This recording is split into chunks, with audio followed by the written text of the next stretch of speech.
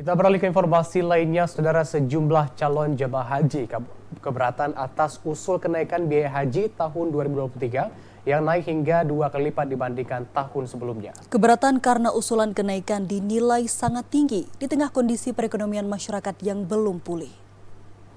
Keberatan ini disampaikan menyusul besarnya biaya kenaikan haji yang diusul Kementerian Agama. Meskipun sepakat, Kementerian Agama dinilai harus mempertimbangkan kondisi perekonomian warga. Hal ini menyusul latar belakang jamaah yang tidak seluruhnya berasal dari keluarga mampu. Tidak hanya itu, besarnya kenaikan dinilai harus mempertimbangkan kondisi perekonomian warga yang dinilai belum pulih akibat berbagai dampak. Pemerintah diharap mempertimbangkan usul kenaikan biaya haji yang disampaikan Kementerian Agama agar tidak memberatkan warga yang ingin melakukan ibadah haji. Besarnya kenaikan dikhawatirkan akan berdampak pada banyaknya calon jamaah yang membatalkan rencananya karena ketiadaan biaya, khususnya mereka yang berasal dari keluarga kurang mampu.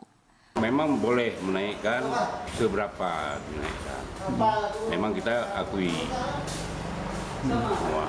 Tapi kalau menaikkan itu hampir 100%, itu sangat memberatkan bagi masyarakat yang setelah mendaftar. Sebab masyarakat kembali susah lagi setelah menjual semua harta benda untuk menombok kembali itu yang misalnya 45, yang sudah setor 20 juta. Itu kembali lagi rakyat itu bakal menarik kembali itu uang itu dengan alasan menjual barang itu yang sudah ada itu, menjual untuk nombok itu kembali dari haji miskin lagi. Untuk apa? Kementerian Agama mengusulkan kenaikan biaya penyelenggaraan ibadah haji sebesar 69 juta rupiah.